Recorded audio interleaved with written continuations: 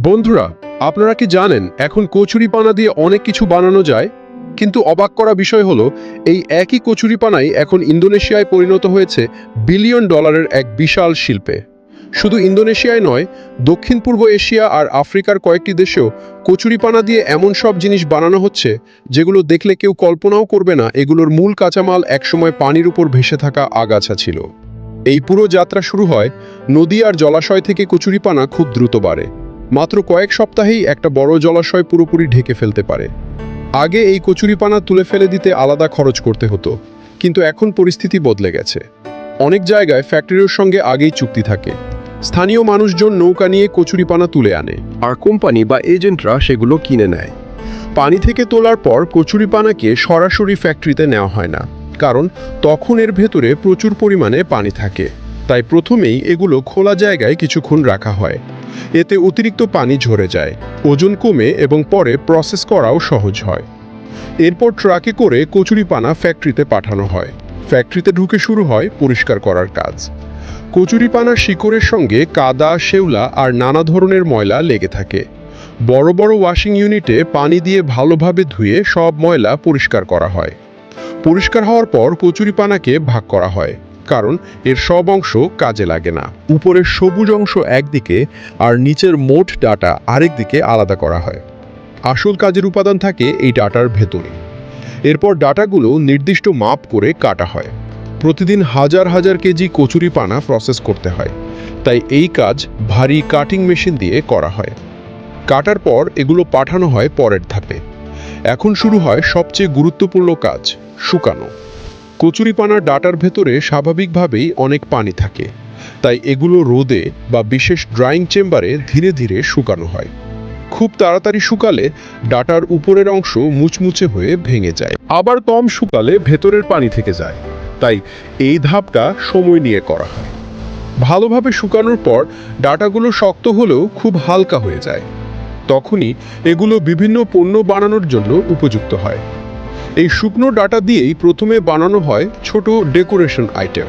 এগুলো ঘর সাজানোর কাজে ব্যবহার করা হয়। এরপর একই ডাটা দিয়ে তৈরি করা হয় ম্যাট।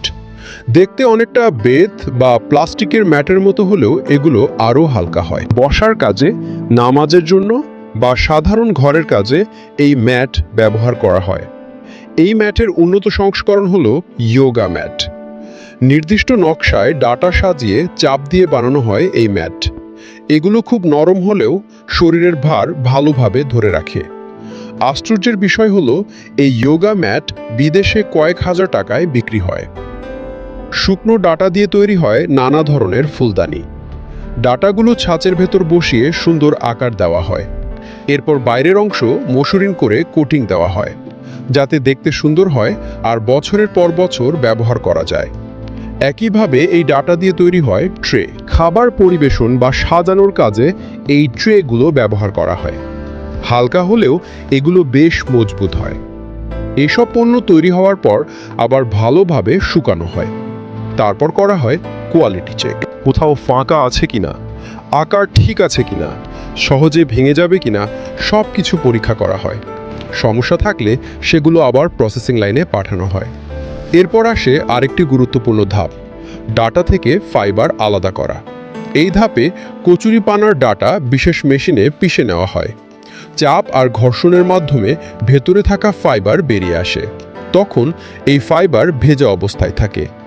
ভেজা ফাইবার খোলা জায়গায় বা বড় ফ্রেমে ঝুলিয়ে রোদে শুকানো হয়। ধীরে ধীরে শুকাতে শুকাতে এগুলো সুতার মতো আকার নেয়। এই শুকনো ফাইবার দিয়ে তৈরি হয় টেকসই মাদুর। এগুলো অনেক দিন ব্যবহার করা যায়। এছাড়াও এই ফাইবার দিয়ে বানানো হয় কুশনের cover, chair cover, table cover সহ আরও অনেক পণ্য। এই ফাইবার পাকিয়ে মোটা দড়িও বানানো হয়। সেই দড়ি দিয়ে আরও নানা ধরনের ব্যবহারযোগ্য জিনিস তৈরি করা হয়। সবশেষে তৈরি হওয়া সব পণ্য স্থানীয় বাজারে, হোটেলে, রেস্টুরেন্টে কিংবা বিদেশে এক্সপোর্টের জন্য পাঠানো হয়। একসময় এই কচুরিপানাকে জলাশয়ের সবচেয়ে বড় সমস্যা মনে করা হতো। আজ সেই কচুরিপানার ডাটাই মিলিয়ন ডলারের একটি শিল্প গড়ে তুলেছে। আমাদের আকর্ষণীয় ভিডিওগুলো লাইভ হলে নোটিফিকেশন পেতে আমাদের কাবির জেড ইউটিউব চ্যানেলটি লাইক এবং সাবস্ক্রাইব করতে ভুলবেন না। আজ তাহলে এখানেই শেষ করছি। সবাই ভালো থাকবেন। আসসালামু আলাইকুম।